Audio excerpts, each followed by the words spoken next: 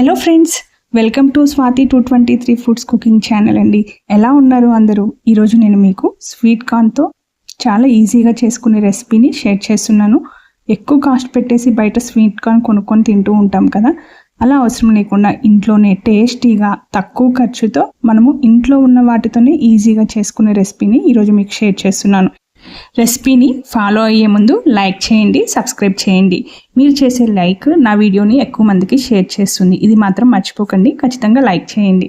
ముందుగా నేను ఇక్కడ మొక్కజొన్న కండలతో ఈ రెసిపీని ప్రిపేర్ చేస్తున్నాను. ఈ రెసిపీ చాలా టేస్టీగా ఉంటుంది. చిన్నవాళ్ళ నుంచి పెద్దవాళ్ళ వరకు అందరికీ నచ్చుతుంది. ముందుగా స్వీట్ కార్న్ని తీసుకోవాలి. స్వీట్ కార్న్ సెలెక్ట్ చేసుకునే ముందు స్వీట్ కార్న్ మరీ ముదురుగా ఉండకూడదు, మరీ లేతగా ఉండకూడదు, మధ్యస్థంగా ఉండాలి, తీయగా ఉండాలి, అదేవిధంగా సాఫ్ట్గా ఉండాలి స్వీట్ కార్న్ కెనల్స్. అప్పుడే ఈ రెసిపీ చాలా టేస్టీగా పర్ఫెక్ట్గా వస్తుంది.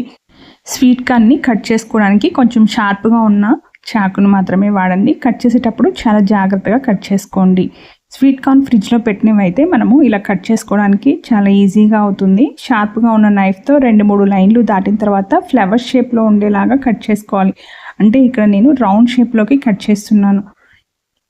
ఇలా చేస్తే పిల్లలకి చాలా అట్రాక్టివ్గా ఉంటుంది, అదేవిధంగా మనం కూడా తినడానికి ఈజీగా ఉంటుంది. కొంచెం రెసిపీ కూడా డిఫరెంట్గా ఉంటుంది. ఖచ్చితంగా ట్రై చేయండి.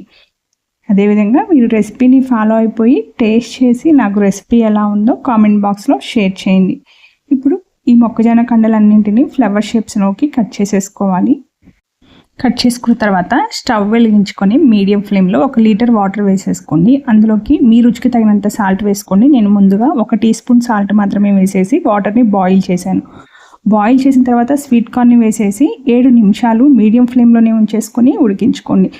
స్వీట్ కార్న్ ఎప్పుడైనా సరే కుక్కర్లో ఉడికించకూడదు, ఎందుకంటే ఎక్కువ టైం ఓవర్ కుక్ అయిపోతుంది. దానివల్ల పోషక విలువలు కూడా వాటర్లో మొత్తం కలిసిపోయి టేస్ట్ ఉండదు, అదేవిధంగా మనం తిన్నా కూడా ఉపయోగమే ఉండదు. ఇలా 7 నిమిషాలు మీడియం ఫ్లేమ్లో ఫాస్ట్గా కుక్ చేసేసుకోవచ్చు. ఇలా కుక్ చేసుకున్న తర్వాత మనము వీటిని ఒక మెత్తటి క్లాత్ పైన, డ్రై క్లాత్ పైన వేసేసుకొని చల్లార్చుకోవాలి. ఇప్పుడు రెసిపీకి ఇక్కడ నేను కొంచెం తడిగా ఉన్నా పర్లేదు, కాకపోతే నేను రెసిపీ పర్ఫెక్ట్గా వస్తుందా లేదా అని చెప్పేసి నేను అలా క్లాత్ పైన ఆరబెట్టాను. మసాలా కోసము ఇక్కడ నేను పలుచగా ఉన్న అటుకుల్ని తీసుకుంటున్నాను. మీరు మీ దగ్గర ఉన్న ఏ అటుకులనైనా తీసేసుకోవచ్చు. 1 కప్పు అటుకుల్ని వేసుకోవాలి. 1/2 టీ స్పూన్ సాల్ట్ వేసేసుకోవాలి. ఇక్కడ కూడా మీరు ముందు కార్న్లో వేసుకున్న సాల్ట్ని బట్టి సాల్ట్ వేసుకోండి. కారము 3-4 టీ స్పూన్ వేసుకోవాలి. కూరల్లో వాడుకునే మసాలా కారాన్ని వేసుకోవాలి. జీలకర్ర 1/2 టీ స్పూన్ వేసుకోవాలి. చాట్ మసాలా 1/2 టీ స్పూన్ వేసుకోవాలి. మీ దగ్గర చాట్ మసాలా లేకపోతే ఆమ్చూర్ పౌడర్ అయినా వేసుకోవచ్చు. గరం మసాలా 1/2 టీ స్పూన్ వేసేసుకొని వీటిని మనం మిక్సీలో గ్రైండ్ చేసుకోవాలి. ఇలా నేను ఈ పౌడర్ లాగా గ్రైండ్ చేసేసాను. ఈ గ్రైండ్ చేసిన ఈ masala powder peri peri masala కన్నా చాలా టేస్టీగా ఉంటుంది.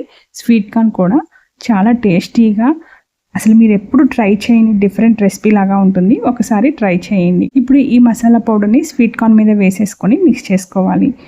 స్వీట్ కార్న్లో కంకులు మధ్యలో పట్టేలాగా మనము మిక్స్ చేసుకోవాలి. హ్యాండ్తో అయినా సరే మిక్స్ చేసేసేయండి. అప్పుడు అందులోకి గ్యాప్స్లో కూడా వెళ్ళిపోతుంది మసాలా, టేస్టీగా ఉంటుంది.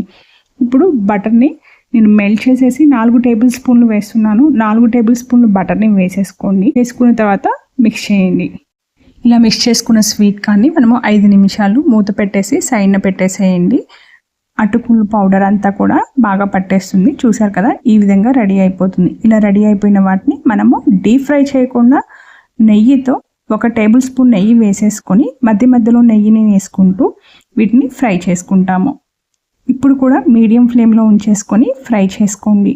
ఇలా ఒక్కొక్కటి అరేంజ్ చేసుకోవాలి. ప్యాన్లో నెయ్యి హీట్ అయిపోయిన తర్వాత ప్యాన్లో ఒక్కొక్కటి అరేంజ్ చేసేసుకొని వీటిని మనం మీడియం ఫ్లేమ్లో ఫ్రై చేసుకోవాలి. ఇలా చేసుకోవడం వల్ల మనము రెసిపీ టేస్టీగానే ఉంటుంది. ఎక్కువ ఆయిల్ లేకుండా హెల్దీగా మనము ఈ రెసిపీని ఈజీగా ఇంట్లో పిల్లలకి, పెద్దవాళ్ళకి చేసి పెట్టేయచ్చు. ఇలా నెయ్యిని మధ్య మధ్యలో ఫ్రీక్వెంట్గా యాడ్ చేసుకుంటూ 2 సైడ్స్ మంచి కలర్ వచ్చే వరకు ఫ్రై చేసుకోండి. ఎక్కువ డీప్ ఫ్రై అయితే చేయకండి, అందులో ఉన్న పోషక విలువలన్నీ పోతాయి. ఎలాంటి సాస్లు లేకుండా ఇంట్లో ఉన్న మసాలాతో మనము చిటికలో ఈ రెసిపీని ప్రిపేర్ మీ ఇంట్లో స్వీట్ కార్న్ ఉంటే ఈసారి ఎప్పుడైనా సరే ఈ రెసిపీని ఖచ్చితంగా ట్రై చేసేయండి. చేసి టేస్ట్ చేసి నాకు రెసిపీ ఎలా ఉందో కామెంట్ బాక్స్లో ఫీడ్ చేయండి. Thank you for watching. Please like and subscribe.